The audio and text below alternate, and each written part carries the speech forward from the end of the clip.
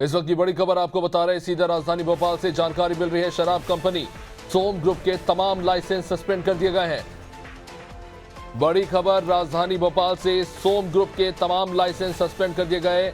नकली परमिट और अवैध शराब परिवहन पर एक्शन हुआ है। भोपाल से इस वक्त की बड़ी खबर आपको बता रहे हैं, राजस्व को नुकसान पहुंचाने पर शराब कंपनी सोम ग्रुप पर गाज गिरी है। आबकारी विभाग ने बड़ी कार्रवाई करते हुए सोम ग्रुप के तमाम लाइसेंस सस्पेंड कर दिए।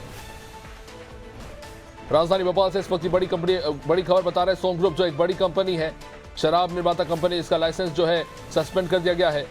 सोम ग्रुप के तमाम लाइसेंस सस्पेंड हो गए। ये बेहद बड़ा मामला नकली परमिट और अवैध रूप से शराब परिवहन का।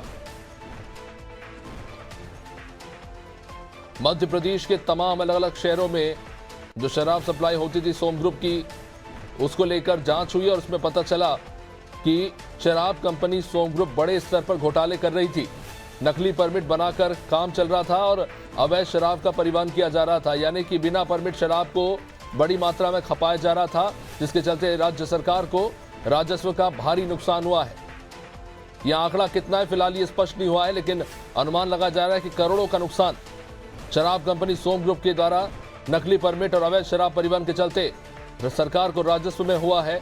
और इस मामले के सामने आने के बाद आबकारी विभाग ने कार्रवाई करते हुए शराब कंपनी सोम ग्रुप के तमाम लाइसेंस सस्पेंड कर दिए। हमारे साथ इस वक्त हमारे पॉलिटिकल एडिटर मनोज वर्मा जुड़ चुके हैं। मनोज जी, शराब कंपनी सोम ग्रुप के तमाम लाइसेंस सस्पेंड कर दिए गए। नकली परमिट, अवैध शराब परिवहन का बड़ा मामला, कह सकते हैं कि आबकारी विभाग की अब तक की सबसे बड़ी कार्रवाई में से एक है मध्य प्रदेश के इतिहास में। जी हाँ, देखिए, इससे पहले भी सोम के खिलाफ इस प्रकार के आरोप लगते रहे हैं। उन्होंने बिना अनुमति के जो उनका डिस्टिलरी थी, उसमें बाहर उन्होंने टैंक बनाया था, उसमें फिर बाल श्रमों को रेस्क्यू किया गया था, 58 बच्चों को। इसके बाद 20 दिन के लिए उस समय उनका लाइसेंस रद्द किया गया था।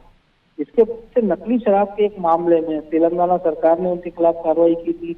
और अभी जो ताजा मामला है वो मध्य प्रदेश से जुड़ा हुआ है, क्योंकि यहाँ पर हमने देखा था कि जो सोम डिस्टिलरी के संचालक हैं, उनके खिलाफ अवैध रूप से शराब बेचने, बिना परमिट की शराब बेचने और सही तमाम तरह के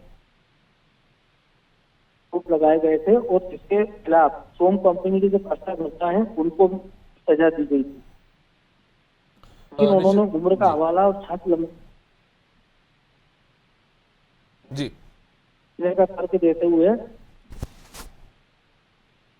इस मामले में रोक लगाने का अनुरोध किया था। लेकिन आज आप कहा है कि उच्च न्यायालय की जो इंदौर खंडपीठ ने सोम ग्रुप के जो मालिक हैं उनकी सजा के क्रियान्वयन को उन्होंने जारी किया है और सोम कंपनी के तमाम सारे लाइसेंस निरस्त कर दिए गए। और इसमें भी हमने देखा कि पहले इस मामले में जो आप उनको सेवा से हटाया जा चुका है, तो कह सकते मध्य प्रदेश में अवैध शराब नेटवर्क सब बड़ी कार्रवाई।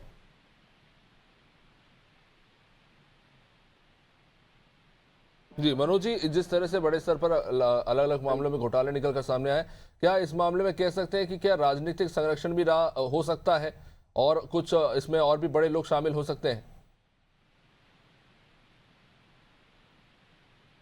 देखिए, जब इतने बड़े जब कोई कंपनी चलाते हैं तो उनके कुछ ना कुछ राजनीतिक संरक्षण तो हो। लोगों को भ्रम में डालने के लिए भी कंपनी इस तरह की अफवाहें फैलाती है। अगर इस मामले में सोम ग्रुप को राजनीतिक संरक्षण होता तो शायद ये कार्रवाई नहीं होती, क्योंकि कोर्ट के आदेश के तहत आबकारी आयुक्त ने आदेश निकाला है।